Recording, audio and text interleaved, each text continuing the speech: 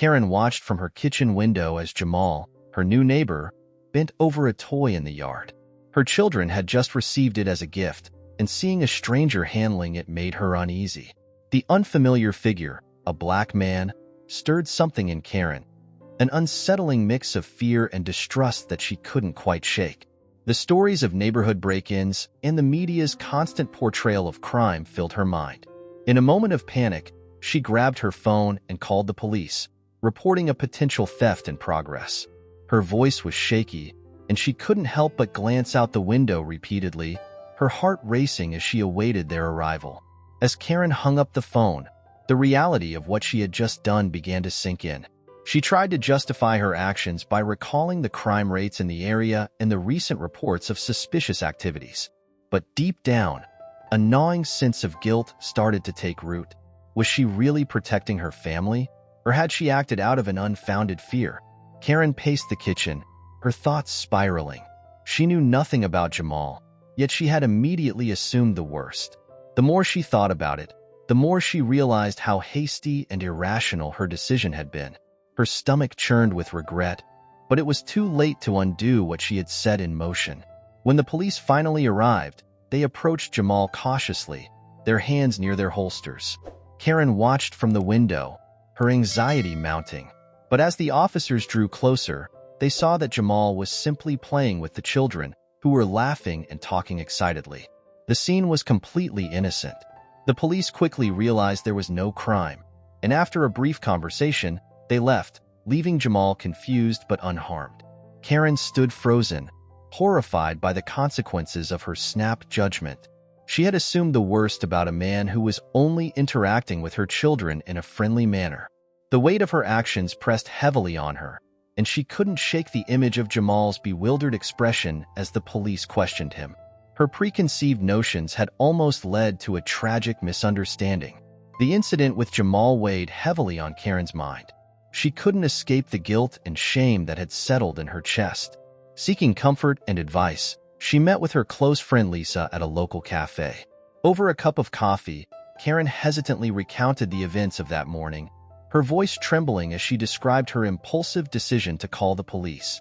Lisa listened intently, her expression shifting from concern to something sterner as Karen continued. When Karen finished, Lisa leaned forward, her tone gentle but firm. "Karen, you need to ask yourself why you really made that call. Was it about protecting your kids, or was it something else?" Lisa's words hit Karen like a punch to the gut.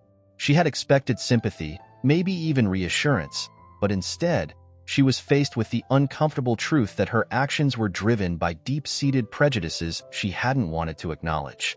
Unable to ignore Lisa's probing questions, Karen began to reflect on her actions. The more she thought about it, the more she realized how little she knew about Jamal. Her curiosity got the better of her, and she decided she needed to understand the man she had so quickly judged. That evening, after putting her kids to bed, Karen sat down with her laptop and started searching for information about Jamal. She found his social media profiles and was surprised by what she discovered. Jamal was not just an ordinary guy. He was a respected businessman with a strong presence in the community. His posts were filled with pictures of charity events, mentoring programs for local youth, and initiatives to support small businesses in the area. The more Karen learned, the heavier her guilt became. How could she have jumped to such a terrible conclusion about someone so clearly invested in making a positive impact? Karen's investigation didn't stop online. She began talking to her neighbors, subtly asking about Jamal and his family. The responses were overwhelmingly positive. People spoke of Jamal as a kind, generous man who always had time for others. He was known for organizing community events and volunteering at the local youth center. Every piece of information she gathered painted a picture of a man who was the complete opposite of the criminal she had imagined. The realization was painful. Karen had allowed her biases to cloud her judgment, and it had almost led to a serious mistake. Determined to make amends, Karen decided that she needed to apologize to Jamal in person. It was the least she could do after everything that had happened. Days passed before Karen finally gathered the courage to approach Jamal. Each time she saw him from her window, the weight of her guilt grew heavier.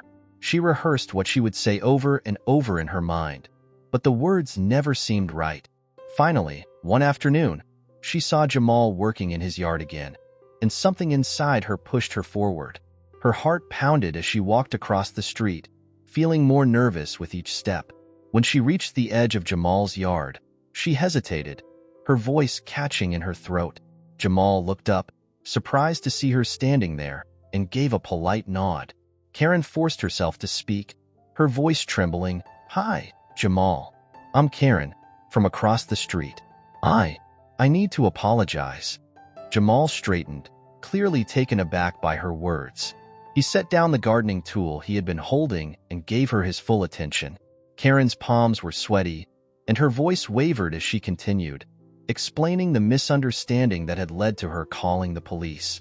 She admitted her fears, her assumptions, and how deeply she regretted her actions. Jamal listened quietly, his expression unreadable. When she finally finished, there was a heavy silence between them. Jamal took a deep breath before responding. "I appreciate your apology, Karen," he said, his voice calm but tinged with the frustration of someone who had faced this kind of prejudice before. "But you have to understand that this isn't just about you and me. It's something I deal with all the time. People see me and make assumptions based on the color of my skin. It's exhausting." His words struck Karen hard, and she realized just how much harm her actions had caused, not just in that moment, but as part of a broader pattern that Jamal had been enduring for years. As they continued talking, Karen began to see Jamal not as a stranger, but as a person with a story, with challenges and triumphs like anyone else. Jamal spoke about his work, his family, and his commitment to the community. He shared his frustrations with the systemic issues that led to moments like the one they had experienced, and how he tried to rise above them. Karen listened intently, feeling a deep sense of remorse for having contributed, even unintentionally, to the burden Jamal carried. By the end of their conversation, the initial tension had eased somewhat, replaced by a tentative understanding. Karen realized that her view of Jamal had completely changed. He was not just a neighbor, but someone with whom she shared more in common than she had ever imagined. This realization marked the beginning of a shift in their relationship, from one of mere neighbors to something more meaningful. After their initial conversation, Karen couldn't stop thinking about Jamal and everything he had shared with her. She felt a strong desire to make things right, not just with an apology, but by genuinely getting to know him and learning from him. Over the following weeks, Karen made an effort to reach out to Jamal regularly. It started with small gestures, a wave as she passed by, a casual conversation about the weather. But soon, they found themselves talking more often and about more personal topics. Karen shared stories about her struggles as a mother, the challenges of balancing work and family, and her fears for her children's future. Jamal, in turn, opened up about his experiences as a Black man in a predominantly white neighborhood, the obstacles he faced in his business, and his hopes for his own children. These conversations gradually broke down the walls between them, and what began as a cautious truce evolved into a budding friendship. One evening, Karen decided to take a bold step. She invited Jamal over for dinner with her family. The invitation was met with surprise, but also appreciation from Jamal, who accepted with a smile. The evening of the dinner, there was a palpable tension in the air as Jamal arrived at Karen's home. Her husband, John, was polite but visibly unsure how to interact with Jamal, and the children were curious but a little shy. The initial conversation was stiff, with polite exchanges and a few awkward silences. But as the meal progressed, the atmosphere began to relax. Jamal's easygoing nature and sense of humor soon won over everyone at the table. The kids started asking him questions about his work, and John became genuinely interested in hearing about Jamal's business ventures and community projects. By the time dessert was served, the evening had transformed into a warm and engaging gathering, with laughter and shared stories filling the room. During the dinner, the conversation turned to more serious topics. Jamal spoke candidly about the difficulties he faced in keeping his business afloat, particularly the discrimination he encountered from potential clients and vendors who were hesitant to work with a Black-owned business. He described how he often had to prove himself twice as much as others to gain the same level of respect and opportunity. Karen and John listened intently, their expressions reflecting a mix of admiration and sadness. They hadn't realized just how much Jamal had to endure daily. This discussion sparked a deep and meaningful conversation about racism, empathy, and the importance of supporting one another, regardless of background. By the end of the night, the connection between Karen and Jamal had solidified into something more profound. A true friendship built on understanding, respect, and a shared commitment to challenging the prejudices that had once divided them. Inspired by their growing friendship and the conversations they had shared, Karen and Jamal decided to take their efforts a step further. They both recognized the need for greater understanding and unity within their community, which had long been divided along racial and socioeconomic lines. The idea of organizing a neighborhood fair came up, a community event that would bring people together, regardless of their backgrounds. They envisioned a day filled with activities, food, and entertainment that would celebrate the diversity of the neighborhood. The goal was to foster connections among residents and to challenge the stereotypes and prejudices that had kept them apart. As they sat down to plan the event, the excitement was palpable. They discussed everything from the vendors to the performers, ensuring that the event would be as inclusive and representative as possible. However, as they started spreading the word and gathering support, they quickly encountered resistance. Some members of the community were less enthusiastic about the idea, expressing concerns that the event would attract the wrong kind of people, or that it was unnecessary to focus on issues of race and inclusion. These objections were thinly veiled expressions of the same prejudices that Karen had once harbored. For Karen, these reactions were a harsh reminder of her own past attitudes, and she felt a deep sense of responsibility to push back against them. She found herself in the unexpected position of defending Jamal and the event they were organizing, often having difficult conversations with neighbors who were reluctant to participate. Despite the challenges, Karen's resolve only grew stronger. Each objection reinforced her belief that this event was not only important but necessary for the future of their community. As the event's date approached, the buzz around it began to grow. More and more people in the neighborhood started to take an interest, with some even volunteering to help. Karen and Jamal worked tirelessly to ensure everything was in place, from arranging food stalls to booking local bands and performers. The growing enthusiasm was a clear sign that their efforts were beginning to pay off. Karen felt a sense of accomplishment, but also a nervous anticipation. She knew that the event had the potential to be something transformative, not just for her and Jamal, but for the entire community.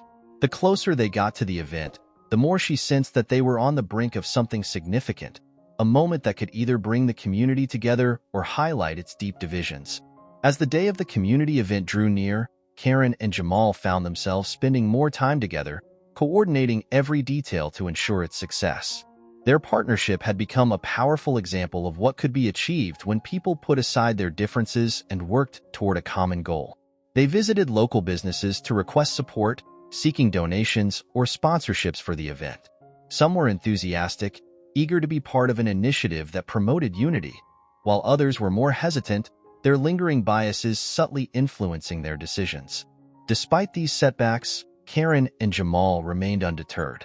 Each visit, each conversation, reinforced their commitment to making the event a success. They knew that their efforts were about more than just a single day. They were working to lay the foundation for a stronger, more inclusive community.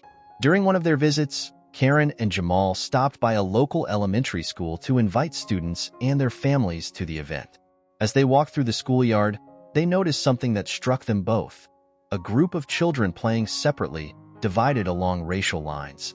Karen's heart sank as she watched the scene, a stark reminder of the divisions that still existed even among the youngest members of the community. She realized that the work they were doing wasn't just about bringing adults together. It was about setting an example for the next generation. With Jamal by her side, Karen took the opportunity to speak to the children, encouraging them to play together and highlighting the importance of inclusion and friendship. The children listened, their innocent curiosity untainted by the biases that had shaped their parents' worldviews. This small but significant moment further fueled Karen's determination to make the event a place where everyone, especially the children, could see what true community looked like. As they left the school, Jamal couldn't help but express his gratitude to Karen. He had seen many attempts at bridging racial divides over the years, but few had felt as genuine and personal as this one. Seeing Karen take such an active role in promoting inclusion and challenging prejudices gave him hope that real change was possible, even in the face of deep-seated biases. For Karen, the experience was equally transformative. She had begun this journey with a simple desire to make amends, but it had grown into something much more profound. She now saw Jamal not just as a friend, but as a partner in a shared mission to reshape their community. This bond, forged through their mutual efforts, solidified their friendship and gave them both the strength to face whatever challenges lay ahead. The day of the community fair finally arrived, and Karen and Jamal were filled with a mixture of excitement and nervousness. The early morning hours were spent setting up tents, arranging tables, and coordinating with vendors and volunteers.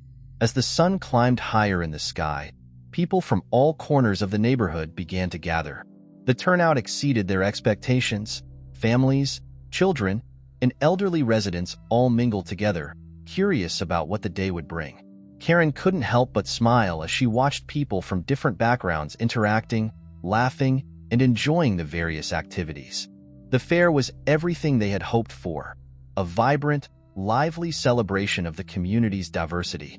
It was a powerful testament to what could be achieved when people came together with open hearts and minds. Throughout the day, Karen and Jamal made it a point to share their story with those who attended. They spoke openly about the incident that had initially brought them together and the journey that followed. Their story resonated with many, sparking conversations about prejudice, empathy, and the importance of understanding one another. As they stood together on stage, addressing the crowd, Karen felt a profound sense of unity in the air. The fair was no longer just an event. It had become a platform for change, a moment where the community could confront its biases and begin to heal. The atmosphere was filled with hope and a shared sense of purpose, as people of all races and backgrounds came together to celebrate not just what made them different, but what made them alike. However, as the afternoon wore on, a tense undercurrent began to surface. A small group of individuals, who had been conspicuously absent during the earlier festivities, arrived at the fair. They carried signs and banners that were starkly out of place amidst the joyful atmosphere. The group was hostile, their presence clearly meant to disrupt the event. They began shouting derogatory slogans, their voices cutting through the laughter and music. The crowd tensed, the mood shifting from one of celebration to one of uncertainty and fear. Karen's heart sank as she realized what was happening. The fair, which had been such a success, was now at risk of being overshadowed by these agitators. She exchanged a worried glance with Jamal, knowing that how they responded in this moment could make or break everything they had worked for. The hostile group quickly made their presence known, their voices rising above the music and chatter of the fair. Their aggressive behavior drew the attention of everyone at the event, causing a wave of unease to ripple through the crowd. Karen felt a cold knot form in her stomach as she watched the situation escalate. The protesters were not just voicing their displeasure, they were actively trying to provoke a confrontation. Karen knew she had to act quickly to prevent the situation from spiraling out of control. Without thinking, she pushed through the crowd and placed herself between Jamal and the agitators, her heart pounding in her chest. "Stop!" she shouted, her voice carrying over the din. "This is not what our community is about." Her hands trembled, but she stood firm, her eyes locked on the leader of the group. The tension was palpable, and for a moment, it seemed like the confrontation might erupt into something far worse. Jamal, moved by Karen's courage, stepped forward to join her. He placed a reassuring hand on her shoulder before addressing the hostile group directly. "We're here to build something better," he said, his voice calm but strong. "This event is about coming together, about understanding and acceptance. There's no place for hate here." His words were steady, but the frustration of having to constantly defend his right to simply exist was evident in his tone. Jamal spoke from the heart, sharing his experiences and the challenges he faced as a black man in a community that had often judged him unfairly. He didn't just speak to the agitators, he spoke to the entire crowd, hoping to reach anyone who might still be harboring prejudice. The crowd around them listened in silence, the weight of Jamal's words sinking in. As he finished, a murmur of agreement spread through the audience, and some people began to step forward in support. The crowd's shift in mood was palpable. What had started as a tense standoff was now transforming into a show of solidarity. People began to surround Karen and Jamal, creating a barrier of support between them and the hostile group. The agitators, realizing they were outnumbered and out of place, started to lose their momentum. The community's united front left them with little choice but to retreat, their hateful rhetoric drowned out by the voices of those who stood for unity and peace. As the group dispersed, a cheer went up from the crowd, and the atmosphere of the fair slowly returned to one of celebration. Karen and Jamal exchanged a look of relief and gratitude. The crisis had passed, and their community had shown that it was stronger than the forces that sought to divide it. The victory wasn't just in the dispersal of the agitators. It was in the way the community had rallied together, proving that hate would not be tolerated. As the event continued, it became clear that the confrontation with the hostile group had only strengthened the community's resolve. The fair concluded with a powerful sense of triumph and unity, as people came together to celebrate what they had accomplished. Karen and Jamal were approached by numerous residents, all expressing their admiration for the way they had handled the situation. Many thanked them for their bravery and for organizing an event that had brought the neighborhood closer than ever before. It was a moment of validation for Karen, who had feared that her past mistakes might overshadow her efforts to make things right. Instead, she and Jamal were now seen as leaders in the community, having shown that change was not only possible but also essential. The fair ended with a sense of hope and a renewed commitment to fostering understanding and inclusion. As the sun set and the last of the vendors packed up, Karen and Jamal found a quiet moment to reflect on the day. They sat together on a bench, watching as families slowly made their way home, children clutching their prizes and memories of a day well spent. "We did it," Karen said softly, her voice filled with a mix of exhaustion and pride. Jamal nodded, though his expression was thoughtful. "This is just the beginning," he replied. "Today was a victory, but there's still so much work to do. We've started something important here, and we can't stop now." Karen agreed, understanding that the battle against prejudice and division was far from over. The event had been a success, but it was only one step in a much larger journey.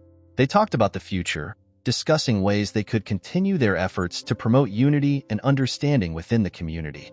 Both knew that this was a long-term commitment, one that required ongoing effort and dedication. As they continued to talk, Jamal brought up something that had been on his mind. He mentioned a business rival from his past who had recently resurfaced, someone who had always resented his success and had tried to undermine him at every turn. This rival had never accepted Jamal's place in the business community, and now, with Jamal's growing prominence in the neighborhood, it seemed he was looking for ways to cause trouble again. Karen listened with concern, sensing that this rival could pose a real threat to everything they had worked to build. Jamal explained that while the community had rallied around them today, he feared that his rival might try to exploit any remaining divisions or prejudices to discredit him. Karen felt a surge of protectiveness for her friend. She was more determined than ever to stand by Jamal's side, knowing that the fight for justice and acceptance was far from over. Together, they resolved to face whatever challenges lay ahead, united in their commitment to their community and to each other. The celebration of the community fair had barely ended when the shadow from Jamal's past made its move. Just a few days later, Jamal's old business rival, a man named Eric Reynolds, appeared at a community meeting, determined to undermine everything Jamal had built. Reynolds was a shrewd, bitter man who had always envied Jamal's success and charisma. He had tried and failed to sabotage Jamal's business in the past, but now he saw an opportunity to strike again.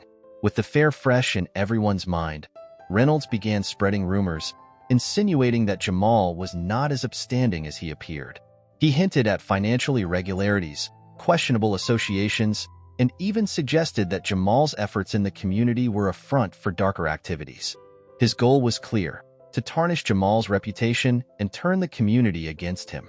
Karen, hearing these rumors, felt a cold anger rising within her. She knew Reynolds' accusations were baseless, but she also knew how damaging they could be if left unchallenged. As the rumors spread, Jamal found himself in an increasingly difficult position. Though many in the community stood by him, the whispers of doubt were beginning to take their toll. Attendance at his business started to drop, and some of the connections he had worked so hard to build began to fray. The situation came to a head at a town hall meeting, where Reynolds openly confronted Jamal, accusing him of being dishonest and untrustworthy.